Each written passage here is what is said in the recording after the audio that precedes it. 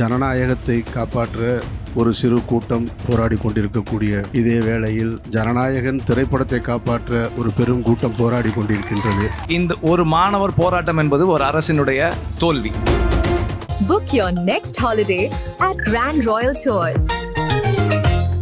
Milky Mist Fusion Shake. Shake up your mango season with real mango chunks. அழகு தரும் மூலிகைகள், ஆரோக்கியம் தரும் மருத்துவர்கள். டாக்டர் ஸ்ரீவர்மாஸ். காக்ரோச் ஜனதா பார்ட்டியினுடைய போராட்டம் அவங்க கேட்குற ஃபேர் நீட்டாக இல்லாமல் பேன் நீட்டாக மாறணும். என்னை உள்ள கூப்பிட்டு பேசினாங்க. ஆனால் இன்னைக்கு நான் சந்தித்தது முதலமைச்சரே அல்ல, நான் சந்தித்தது அமைச்சர் திரு ஆதவ் அர்ஜுனா அவர்களை தான் நான் சந்தித்தேன். அவர் என்ன சொன்னார்னா, நீட்டை ரத்து செய்வது என்பது பார்லிமெண்ட்டில் மெஜாரிட்டி இல்லாமல் நீட்டை ரத்து செய்ய முடியாது. முதலமைச்சரை சந்திக்கிறதுனால மட்டும் இந்த பிரச்சனை தீர்ந்து விடாது என்பது எனக்கு தெரியும். இது மக்கள் கையில் எடுக்க வேண்டிய போராட்டம். தூரத்தில் இருந்தாலும் அவ்வளோ எமோஷனலி இன்வெஸ்டடாக இருக்கோம் எல்லாரும். நான் மட்டும் கிடையாது, நம்ம உரிமை அது. And if the system is denying that to our students, then the system has to be rectified. கண்டிப்பா இந்த நீட்டை கொண்டு வராமல் நாங்கள் பார்த்துப்போம், எங்ககிட்ட அதுக்கான ரகசியம் இருக்குன்னு சிலர் சொல்லுவாங்க. அவங்களும் கொண்டு வர மாட்டாங்க. அவங்களும் ஆண்டு முடிச்சுட்டு போயிடுவாங்க. கடைசி வரைக்கும் அந்த ரகசியத்தை சொல்லவும் மாட்டாங்க. அந்த தடைக்கான வழியும் இல்லை. இந்த ஆட்சியாளர்கள் இந்த நீட்டுக்கு எதிராக ஒரு நிலையை கொண்டு வருவாங்க அப்படின்னு நம்பிக்கிட்டு இருக்கிறது அது ஒரு ஏமாற்று வேலை. எல்லாருக்கும் வணக்கம். காக்ரோச் ஜனதா பார்ட்டி மாணவர்களுடைய போராட்டத்துக்கு நம்முடைய சப்போர்ட்டை வழங்குகிறோம். ஒரு நாட்டில் மாணவர்கள் ஒரு போராட்டத்துக்கு வர்றாங்கன்னா அப்போ அந்த நாட்டில் மற்ற அமைப்புகள் எதுவும் சரியாக செயல்படலைன்னு அர்த்தம். அதனால தான் மாணவர்கள் போராட்டத்துக்கு வந்திருக்காங்க. அப்போது இந்த ஒரு மாணவர் போராட்டம் என்பது ஒரு அரசினுடைய தோல்வி. காக்ரோச் ஜனதா பார்ட்டியினுடைய போராட்டம் ஒன்றிய அரசினுடைய தோல்வி. அண்ட் அந்த போராட்டம் இப்போ எல்லாரும் சொன்ன மாதிரி அவங்களுடைய போராட்டம் நீட் ஒழிப்புக்கான போராட்டமாக இருக்கணும்.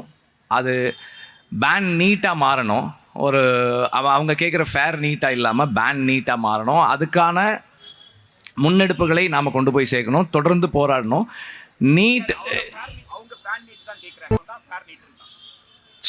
நான் தப்பாக அண்டர்ஸ்டாண்ட் பண்ணிக்கிட்டேன். ஸோ இந்த பேன் நீட் உடைய ப்ரெஷர்ஸ் என்னன்னு நான் இப்போ கண்கூட பார்க்குறேன். இப்போ என்னுடைய நண்பர்களுடைய பிள்ளைகள் 2 பேர், ஒருத்தன் +2ல் 1176 ஏதோ மார்க்கு. ஆனால் முதல் வருஷம் நீட்டு அவனால் கிளியர் பண்ண முடியல. இப்போ இந்த வருஷம் எழுதியிருக்கான். இந்த வருஷமும் அவனுக்கான ஒரு அந்த அப்பாவால் அஃபோர்ட் பண்ணக்கூடிய ஒரு காலேஜில் சீட்டு வாங்கக்கூடிய இடத்துல அவன் இல்லை. அவனுக்கு படிக்க முடியாத ஒரு மாணவன் அவன். அப்படி கிடையாது. ரொம்ப சிறப்பாக படிக்கக்கூடியவன், நல்ல புரிதலோடு படிக்கக்கூடிய ஒரு மாணவன் தான் அவன். அதே போல் இன்னொரு நண்பனுடைய பொண்ணு, அவளும் படிச்சுக்கிட்டு இருக்கா. அப்போ அவளும் ஒரு வருஷம் ஸ்கூல் முடித்து ஒரு வருஷம் உட்காந்து படிச்சுக்கிட்டு இருக்காங்க. இப்போ இதில் எல்லாருமே என்ன நடக்குது, இங்கே நீட்டுன்றது மூலமாக நம்மிடமிருந்து மருத்துவ கல்வியை முழுமையாக எடுக்கிறதும் மருத்துவ அறிவை முழுமையாக எடுக்கிறதும் தான் அதனுடைய ஒரு பெரிய அவங்களோட ஒரு செயல்பாடாகவே இருக்குது. அண்ட் திரும்பவும் நம்மை அவர்களிடம் கைகட்டி நிற்கின்ற ஒரு இடத்துக்கு கொண்டு போய் நிறுத்துறதுக்கான முயற்சியாக தான் இருக்குது. இந்த நீட் பேனுக்கு நாம் தொடர்ந்து செயல்பட்டுக்கிட்டே இருக்கணும். நம்மளும் வர்றோம், பேசுகிறோம், அப்புறம் அடுத்தடுத்த வேலைகளுக்கு போயிடுறோம். என்ன மாதிரி ஆட்களை நான் சொல்கிறேன். நான் அடுத்தடுத்த வேலைகளுக்கு போயிடுறோம். தொடர்ந்து செயல்படணும். செயல்பாட்டாளர்கள் செயல்படும் போது அவர்களோட தொடர்ந்து கூட நிற்கிறதுக்கு நாங்கள் எல்லாரும் தயாராக இருக்கோன்றதை தெரிவிச்சுக்கிறேன். இந்த முறை தொடர்ந்து செயல்படணும். அண்ட் இந்த போராட்டத்தை முன்னெடுத்திருக்கிற நீலம் மாணவர் ஸ்டூடெண்ட் மூவ்மெண்ட்டுக்கு என்னுடைய வாழ்த்துக்களை தெரிவிச்சுக்கிறேன். தொடர்ந்து இது போன்ற நிகழ்வுகளுக்கு என்னுடைய ஆதரவு இருக்கும். தொடர்ந்து நான் கலந்துக்கிறேன். Let us join forces together to ban NEET. எல்லாருக்கும் வணக்கம். இதுதான் என்னுடைய ஃபர்ஸ்ட் ப்ரோட்டஸ்ட் என் வாழ்க்கையில். நான் பிகாஸ் போன வாரத்துலேருந்து நான் ஃபாலோ பண்ணிகிட்டே இருக்கேன். அண்ட் தூரத்தில் இருந்தாலும் அவ்வளோ எமோஷ்னலி இன்வெஸ்டடாக இருக்கோம் எல்லாரும். நான் மட்டும் கிடையாது. And I just want to say a few lines from one of my favorite poems by Rabindranath Tagore, where the mind is without fear and the head is held high, where knowledge is free. Into that heaven of freedom, my father, let my country awake. So where knowledge is free, அந்த ஒரு காரணத்துக்காக தான் நாங்கள் எல்லாரும் போராடிட்டு இருக்கோம். Knowledge is our birthright. It is நம்ம உரிமை அது. And if the system is denying that to our students, then the system has to be rectified. கண்டிப்பா.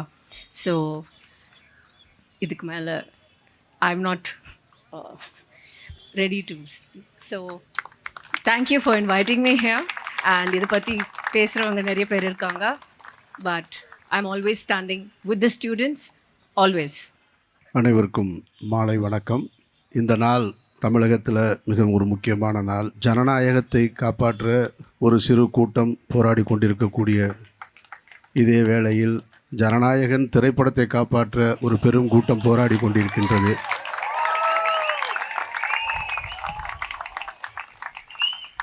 அந்த கூட்டம் இதைவிட பெரிய கூட்டமாக இருக்கலாம்.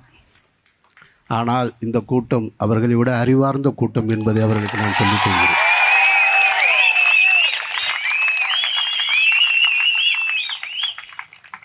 எனக்கு முன்னே பேசி சென்ற அன்பு சகோதரி ரேவதி சொன்னாங்க, நீட்டு பற்றி எனக்கு எந்த நாலேஜும் கிடையாது, ஆனால் நான் சப்போர்ட் பண்ண வந்தேன்னு. கொண்டு வந்தவனுக்கு மட்டும் நாலேஜ் இருந்துச்சா என்ன? அவனுக்கு மட்டும் நாலேஜ் இருந்துச்சா? அவனுக்கும் நாலேஜ் இல்லை.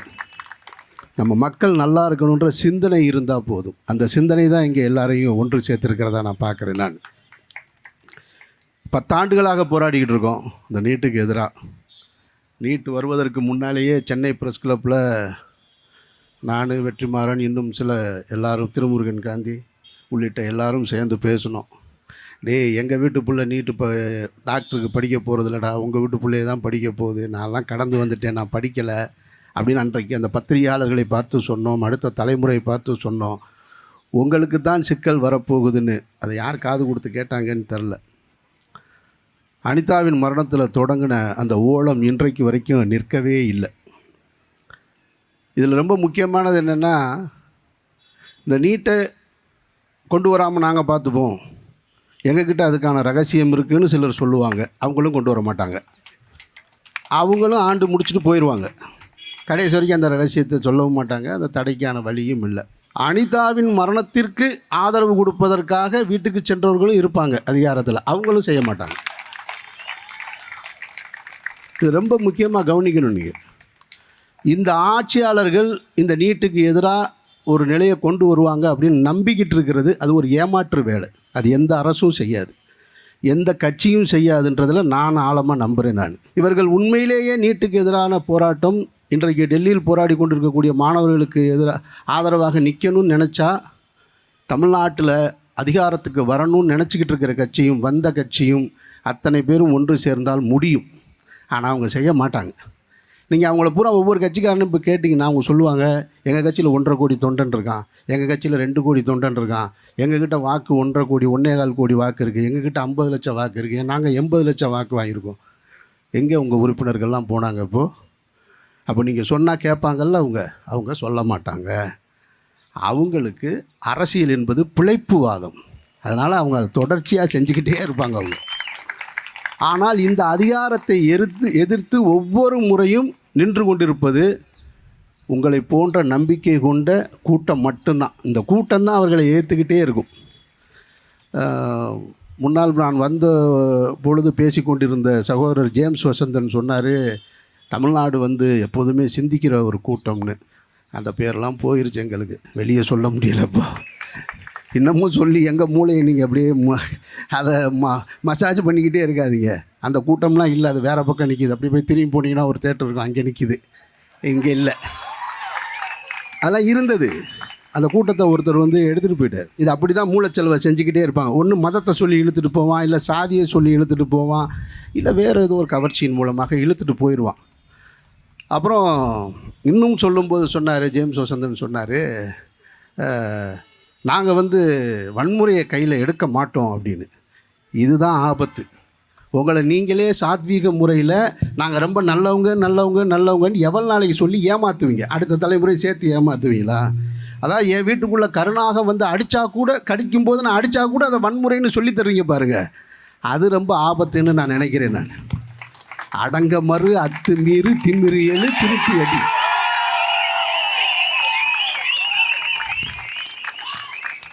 நாங்கள் ரொம்ப நல்லவங்க. நாங்கள் நல்லவங்கெல்லாம் கிடையாது. நாங்கள் நல்லவங்களுக்கு நல்லவங்க. போராட்ட காலத்தில் எங்களை விட போராடுவதற்கு யாரும் கிடையாது.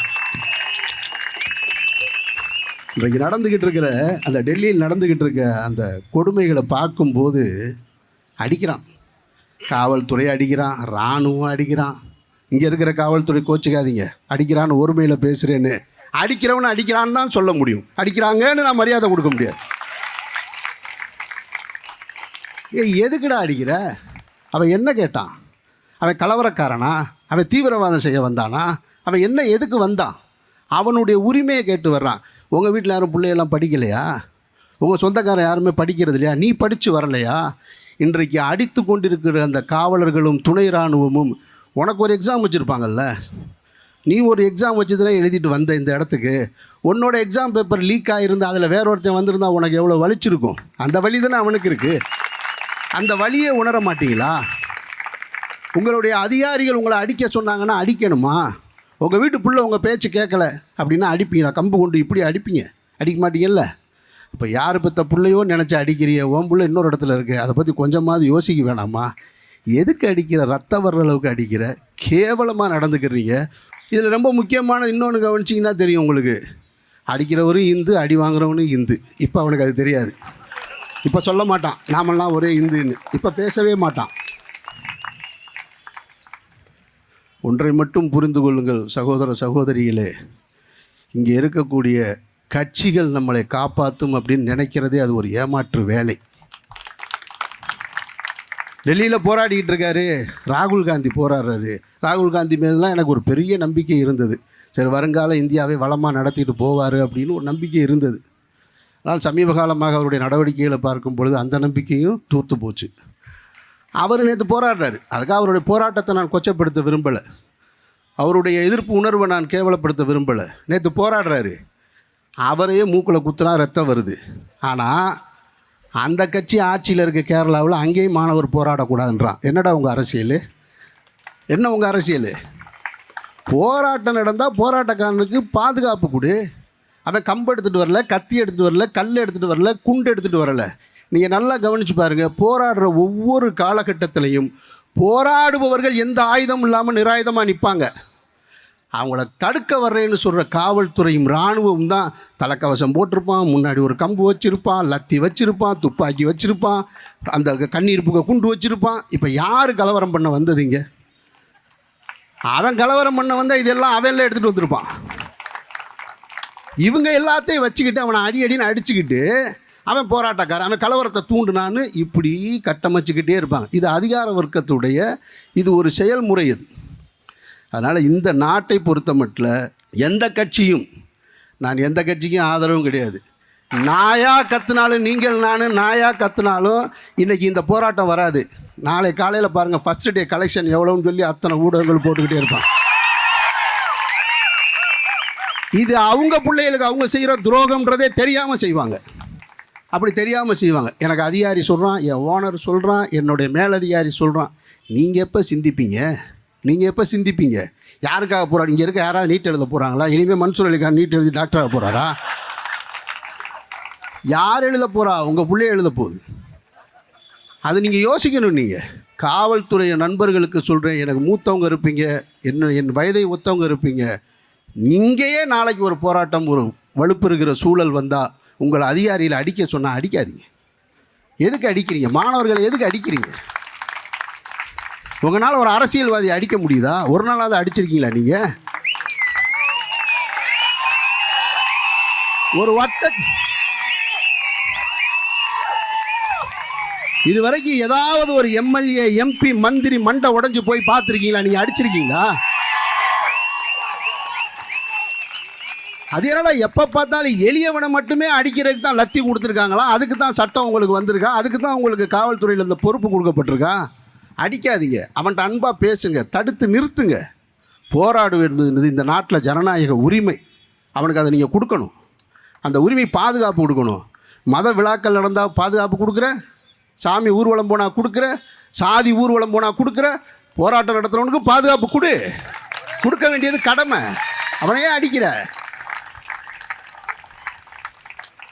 அன்பார்ந்த சகோதரர்களே, இந்த எழுச்சியும் இந்த சிந்தனையும் தான் நம்முடைய அடுத்த தலைமுறை மீட்குமே தவிர ஜனநாயகத்தை காப்பாற்ற நீங்கள் எங்களோட இருங்கன்னு தான் உங்ககிட்ட கேட்கும்.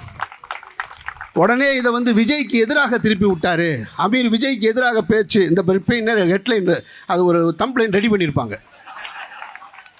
நான் யாருக்கு எதிரானவன் கிடையாது. அராஜகம் செய்கின்ற, அநீதி செய்கின்ற அரசுக்கு என்றைக்குமே எதிரானவன், மக்களுக்கு ஆதரவானவன். அந்த அடிப்படையில் தான் இந்த கூட்டத்தில் கலந்துருக்கு. வாழ்த்துக்கள். இதை நடத்தின அத்தனை சகோதரர்களுக்கும் ஜெய் பீம். அல்லாஹு அக்பர். ஜெய் பீம். நீட் தேர்வை நீக்கணும், நீட் தேர்வு முறைகேடுகளுக்கு பொறுப்பேற்று மத்திய அமைச்சர் தர்மேந்திர பிரதான் பதவி விலகணும் என்ற உயரிய கோரிக்கையோடு லட்சக்கணக்கான மாணவர்கள் இந்தியா முழுக்க திரண்டு போராடி கொண்டிருக்கிறார்கள். இந்த போராட்டம் ஒரு முக்கியமான உண்மையை உணர்த்துது. இது வெறுமனே நீட் தேர்வை ஒழிக்கிறதுக்கான போராட்டம் மட்டுமா? நீட் தேர்வில் இருக்கிற குளறுபடியை மட்டும் நீக்கிட்டா போதுமா? இங்க கல்வி முறை என்னவா இருக்கு? இங்க அடிப்படை கல்விச்சதை படிக்கிறதுக்கான வாய்ப்போ சூழ்நிலையோ நமக்கு ஏற்படுத்தி தரப்பட்டதா? நீட்டுக்கு முன்னாடியே நான் இன்ஜினியரிங் படிச்சிருக்கிறேன். ஆனால் அப்போ நான் ஏன் இன்ஜினியரிங் படித்தேன்னா, எல்லாரும் இன்ஜினியரிங் படித்தாங்க, அதனால் நானும் படித்தேன். அப்புறம் கொஞ்ச நாள் கழித்து group exam, civil service exam. ஏன் அதை நான் போய் படித்தேன்னா, எல்லாரும் என்ன படித்தாங்களோ அதை நான் படித்தேன். நான் என்னவாகணும்னு விரும்புகிறனோ, நான் என்னவா மாறணும், நான் எனக்குள்ளே என்ன தனித்திறமை இருக்கோ அந்த திறமையை வளர்த்தெடுக்கின்ற ஒரு கல்வி அமைப்பு முறையே இங்கே இல்லை. அப்படியான ஒரு கல்வி அமைப்பு முறை இல்லாதப்போ ஒரு மாணவனுக்கு தேர்வை பார்த்தும் ஆசிரியரை பார்த்தும் பாடத்திட்டத்தை பார்த்தும் பயமும் குழப்பமும் ஏற்படுவது மிக இயல்பான ஒன்று. அடிப்பது எப்படிப்பட்ட அணுகுமுறை?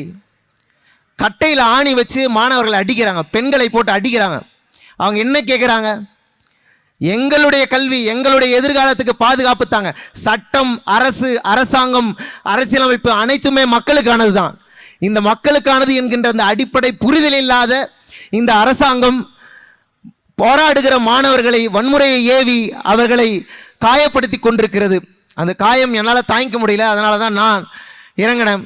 அனிதா 10 ஆண்டுகளுக்கு முன்பாக நம்மிடம் எழுப்பிய கேள்விக்கு இன்றைக்கு வரைக்கும் நம்மிடத்திலே பதில் இல்லை. இது அனிதாவுடைய போராட்டம். நாம் அனைவரும் போராடி கொண்டிருப்பது அனிதாவுடைய போராட்டம். இந்த போராட்டத்திற்கு ஒரு தீர்வு காணும் வரை நாம் யாரும் சற்றும் பின்வாங்கக்கூடாது. எனக்கு அன்றைக்கே புரிஞ்சிடுச்சு, அரசாங்கத்திடம் முறையிடுவதன் மூலமாக இது நடைபெறாத ஒரு காரியம் என்பது. அரசியல்வாதிகளிடம் போய் நாம் நிற்கக்கூடாது என்பது. மக்களிடத்திலே மக்கள் அமைப்பாக, மக்களோடு மக்களாக நாம் இருக்க வேண்டும். அதற்காக என்னுடைய கலை வடிவத்திலும் சரி, என்னுடைய நேரடியான போராட்டத்திலும் சரி, நான் எப்போதும் துணை நிற்பேன். இந்த போராட்டம் வெல்ல வேண்டும். நீலம் பண்பாட்டு மையத்தின் இந்த போராட்டத்திற்கு என்னுடைய ஆதரவை முழுமையாக தெரிவித்துக் கொண்டு, இந்தியா முழுமைக்கும் போராடி கொண்டிருக்கின்ற காக்ரோச் ஜனதா பார்ட்டியினுடைய போராட்டத்திற்கு என்னுடைய முழு ஆதரவை நான் தெரிவித்துக் கொள்கின்றேன். இந்த மாணவர்களுடைய போராட்டம் வெல்ல வேண்டும். இந்த மாணவர்கள் தான் நம்முடைய எதிர்கால தலைமுறையினர். இந்த எதிர்கால தலைமுறையினரை நாம் சரியாக பாதுகாக்கும் போது நமக்கு ஒரு நல்ல நாடு கிடைக்கும். இந்த நாட்டை புதிய கல்விக் கொள்கையிலிருந்து, நீட்டில் மட்டும் இந்த வெளியே வந்தால் போதாது, புதிய கல்விக் கொள்கையை நாம் ரத்து செய்ய வேண்டும். புதிய கல்விக் கொள்கையின் மூலமாக இந்த தேர்வுகள்லாம் எதுக்கு வைக்கிறான்னு நினைக்கிறீங்க? அந்த காலத்தில் நீ படிக்கக்கூடாதுன்னு சொன்னால் அதுக்கு வச்சா சாதின்னு பேர். இந்த ஜாதிக்காரெல்லாம் படிக்கக்கூடாது, அவன் பள்ளிக்கூடத்துக்கே வரக்கூடாதுன்னு சொன்னான். இன்னைக்கு அதை நேரடியாக சொல்ல முடியல. மக்கள் விழிப்புணர்வு அடைந்து விட்டோம். அதனால அவன் தேர்வுன்ற பேர் வச்சுன்னு வரான். புது புது பேர் வைக்கிறான், புது புது தேர்வு. ஆசிரியர் பணியிடங்களே இன்னும் நிரப்பாம இருக்கான். ஆசிரியர்களே இல்லைன்னா எப்படி மாணவர்கள் படிக்க முடியும்? ஆசிரியர்களே வேலைக்கு போராடி கொண்டிருக்கிறார்கள். அப்ப படிக்கிற மாணவர்களுடைய எதிர்காலம் எப்படி இருக்கும்? எனவே கல்வித்துறையில் மிகப்பெரிய சீர்திருத்தம் தேவைப்படுகிறது. அந்த சீர்திருத்தத்தின் துவக்கமாக இந்த போராட்டம், வரலாற்று சிறப்புமிக்க இந்த போராட்டம் அந்த திருப்பு முனையாக இருக்க வேண்டும் என்று சொல்லி நான் அன்னைக்கு தலைமைச் செயலகத்தில் போய் போராடினதன் விளைவாக என்னை உள்ளே கூப்பிட்டு பேசினாங்க. ஆனால் என்ன பேசுனாங்கன்னு யாருக்குமே சொல்லலை அப்படின்னு சொல்கிறாங்க. ஆனால் இன்றைக்கி நான் சந்தித்தது முதலமைச்சரே அல்ல, நான் சந்தித்தது அமைச்சர் திரு ஆதவ் அர்ஜுனா அவர்களை தான் நான் சந்தித்தேன். அவர் என்ன சொன்னார்னா, நீட்டை ரத்து செய்வது என்பது பார்லிமெண்ட்டில் மெஜாரிட்டி இருந்தால்தான் முடியும். பார்லிமெண்ட்டில் மெஜாரிட்டி இல்லாமல் நீட்டை ரத்து செய்ய முடியாது. எனவே நீங்கள் இந்த போராட்டத்தில் ஏன் இறங்குனீங்க, இது உங்களுக்கு தேவையில்லாத விஷயம் அப்படின்னு சொல்லி என்னை அட்வைஸ் பண்ணி தான் அமிச்சாங்க. ஆனால் முதலமைச்சரை சந்திக்கிறதுனால மட்டும் இந்த பிரச்சனை தீர்ந்து விடாது என்பது எனக்கு தெரியும். இது மக்கள் கையில் எடுக்க வேண்டிய போராட்டம். மக்கள் இதை கையில் எடுத்திருக்கிறார்கள். நானும் மக்களோடு மக்களாக இந்த பிரச்சனைக்காக மட்டுமல்ல, இனி நாம் பாபா சாஹேப் அம்பேத்கரின் பேரப்பிள்ளைகள். மக்களுடைய எந்த பிரச்சனையாக இருந்தாலும் அதற்காக வீதியில் இறங்கி வந்து குரல் கொடுப்போம். என்னுடைய குரல் மீண்டும் மீண்டும் மக்களுக்காக ஒலிக்கும் என்பதை தெரிவித்துக் கொண்டு ஜெய் பீம். ரேவதி அம்மா பேசும்போது ஒரு விஷயம் சொன்னாங்க, கற்பி அப்படின்னு.